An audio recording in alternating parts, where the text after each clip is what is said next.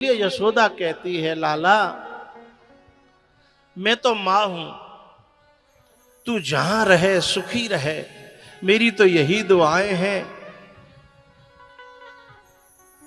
बस इतनी सी इच्छा है कि जब कब दर्शन करवे को मन हो करेगा, तू यदि तेरे महल में रहे। हम काउते नहीं कहेंगे कि हम तेरे मैया बाबा हैं, हम काउए नहीं बताएंगे, तू हमें महलन में नौकरी पे रख लियो। भगवान ने कहा, मैया ऐसी बात मत करे, मैं तो दुनिया में खुले में ये ठोक ठोक के कहना चाहता हूं कि मैं जशोदा को ला लाऊं, जशोदा को ला लाऊं, जशोदा को ला लाऊं। इस प्रकार से भगवान को अक्रूर जी ने रथ पे बिठाया और रथ आगे बढ़ा। रथ जब आगे बढ़ा तो गोपी और ग्वालवाल जब तक दिखता रहा रथ तब तक देखते रहे। फिर कोई कहीं गिर पड़ा, कोई कहीं गिर पड़ा। इधर ब्रज का हाल तो बुरा था ही, लेकिन उधर कंस के यहां भगवान को मारने की तैयारियां चल रही थी। और भगवान जब वहां पहुंचे हैं तो सबसे पहले उन्होंने एक धनुष था वो तोड़ दिया। जो भविष्यवाणी करी थी संत महात्माओं ने कि जादना जे धनुष टूट जागो है, समझ लो बैदना कंस को अंत है जाएगा। भगवान ने जाके सबसे पहले उस धनुष को तोड़ा, उसके बाद उस हाथी को मारा जिसको मदिरा पिला करके, भांग पिला करके भगवान को मारने के लिए तैयार किया गया था। और दोनों भैया ने एक एक दांत तोड़ के अपने अपने कंधा पे धर लो। और जहां दरबार लगा था कंस का, वहां 4 पहलवान जय के लिए चराए राखे कि वो मार नो है। सो 4 पहलवान सबसे पहले आगे आ गए, लेकिन जैसे ही दोनों भैयाओं के कंधा पे एक एक दांत देके हाथी को, सो 4 पहलवान की हवा खराब है कि जी हाथी मारे आए हैं, हम तो हैं तो इंसान ही, कितनी ताकत करेंगे। लेकिन अब बच के जा नहीं सकते, क्योंकि कंस ने तो चराए ही जाके ले हते। क्योंकि बुरे आदमी का अन्न खाते समय ये मत भूल जाना कि किसी दिन ऐसो निकारे हो जाएगो, ऐसो निकारे हो जाएगो कि फिर न मर पाओगे और न जी पाओगे। अब भागवे के तो हथ नहीं है, तो लड़ना पड़ो। तो 2 बलदाऊ भैया ने ले ले, 2 कन्हैया ने ले ले, और दे पटक 2 मिनट में दोनों का सुपड़ा साफ कर दिया। अब कंस घबरायो कि जब ऐसे ऐसे मारे आयो जी काऊ ने आके कान में कह दी कि वो तुम्हारा धनुष को है सुपड़ा, सोई घबराएगो कि जब धनुष गयो तो समझ लियो मैं हूं गयो। अब ये कंस जो है अपनी कुर्सी पे बैठा बैठा भीतर से कांप रहा है, बाहर से हंसने का ढोंग कर रहा है। बाहर से कन्हैया ने जाके कही, मामा जी राम राम। हंस करके कहता है, आओ हम तुम्हारा इंतजार कर रहे थे, राम राम भांजे राम राम। कन्हैया बोले, हम तो बहुत ज्यादा इंतजार कर रहे, तुम तो नेकाद कर रहे हो, हमें बड़ी जल्दी पड़ी तुमसे मिलवेगी है। तो जैसे ही भगवान पास पहुंचे और कंस ठाड़ो भयो मिलवे के ले, और हाथ पकड़े और खींच के मोह के बल गिरो। जो एक ही हाथ में खींच के जब पहलवान होता ना, हाथ मिलाए भी पता पच जाते कितनी ताकत है, सामने बारी में कितनी दम है, कितनी ताकत है, हाथ मिलाए भी नहीं पता पड़ जाते। तो एकदम जैसे ही गिरो सोई समझ गो कि जाके हाथन से बचे बारो नहीं हूं। सो कंस भागने लगे। जैसे ही कंस भागो तो भगवान ने नीचे से पांव में एक एड़ लगाई तो सीधे मौके पर भगवान ने कहा, मामा जी भागो, भागे जा सकते हैं। और फिर भागे, दे एड़। भगवान ने पकड़ करके और छाती पे बैठ करके बाल पकड़ लिए और बाल जब खींचे तो चीखने लगा। मामा जी कोई परेशानी है रही है? बोले तुम मेरे बाल खींच रहे हो, मुझे बहुत पीड़ा हो रही है। बोले बाल खींचने से पीड़ा होती है ये बात तुम्हें आज मालूम पड़ी है?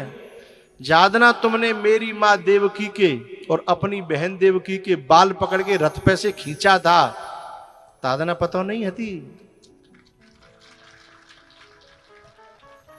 भगवान बताना चाहते हैं कि जब कर्ण था ना, उसका पहिया फंस गया धरती में।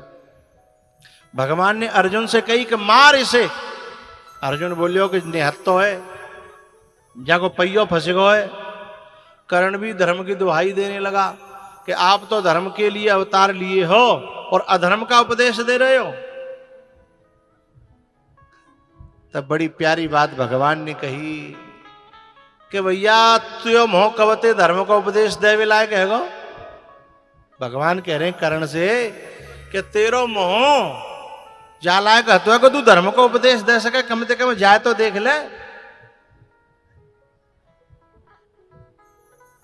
तो धर्म की याद आज तो आ रही है, पर जब अभिमन्यु को घेर के मारा था है, न्यू बताओ रथ पे के नीचे? बोले नीचे। एक ने मारियो कि सातन ने? बोले सातन ने। बापे हाथ में हथियारो के निहत्तो? बोले निहत्तो। तो बोले अब रोकेगो? सोई वाणी बंद है। अब आई तो याद धर्म की, पहले क्यों नहीं आई? और यही याद पहले आ जाती तो होती काहे लड़ाई। अरे जिनके मुंह धर्म का उपदेश देने लायक नहीं है, वे भी धर्म का उपदेश देने चले हैं। ये विडंबना देखिए। भगवान कहते हैं कि बाल के खींचने से तुम्हें दर्द हो रहा है, काश तुमने ये बात पहले जान ली होती मामा जी। बोले अब जान गया? बोले अब तो बात बहुत आगे बढ़ गई, अब जानने से कुछ होने वाला है? समय निकल गया, वक्त निकल गया। भगवान ने जो है कंस की छाती पर एक मुक्का दिया तो कंस का सुपड़ा साफ हो गया। रोने के लिए उसकी दोनों पत्नी अस्ति और प्राप्ति कंस की लाश पर आई है। जब वे दोनों रोने लगी हैं ना, तो उन्होंने एक ही बात कही कि तुम जो मरे हो ना, इसका कारण कोई कृष्ण नहीं है। बोले इसके कारण तुम्हारे कर्म हैं। हम पे कहते थे कि संतों पर अत्याचार न करो, वृद्धों पर अत्याचार मत करो, कमजोरों पर अत्याचार मत करो। हमने इतने दिन तक तुमसे कहा, लेकिन तुम माने नहीं, इसलिए आज उसका फल तुम्हें भोगना पड़ रहा है। जब मंदोदरी आती है ना रावण के मरने पर, तो वो भी बिल्कुल यही बात कहती है, नहीं शूल चुभते आज ये तुम्हारे, जो कांटे किसी के चुभाए न होते। नहीं आज जलती ये सोने की लंका, झोंपड़े किसी के जलाए न होते।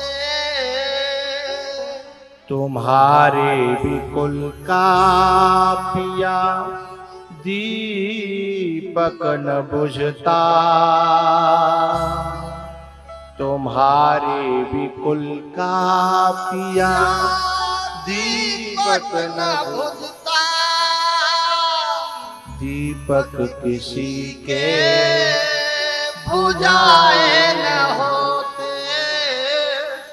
दीपक किसी के बुझाए न होते।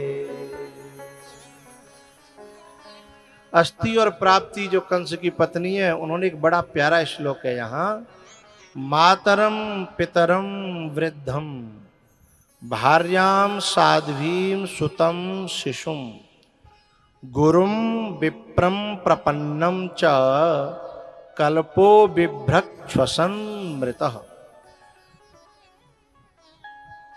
अस्थि प्राप्ति कहती हैं कि जो इनको सताता है, कुछ गिनतियां कराई हैं, इनको जो सताता है उस व्यक्ति को परमात्मा भी बचा नहीं सकता है।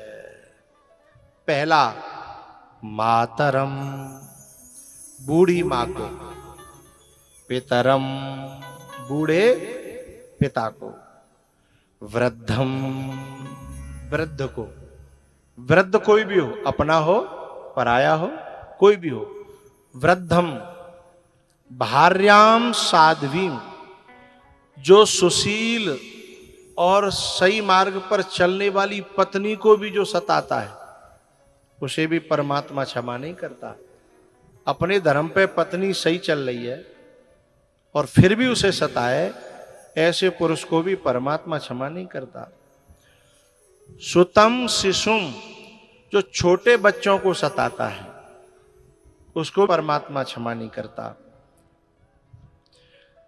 आगे है गुरुम, बोले गुरु को कोई सताता है। विप्रम, प्रपन्नम, प्रपन्नम माने शरणम, जो शरणागत होता है उनको जब कोई ऐसे लोगों को जब कोई सताता है तो वो ये न समझे कि मैं अपनी ताकत से कभी हार नहीं मानूंगा, किसी दिन परमात्मा भी उसको फैल होने से, मरने से, दुर्गति होने से बचा नहीं पाएगा। इस प्रकार से कंस का वध हुआ है। अब आगे की कथा हम कहेंगे लंच के बाद।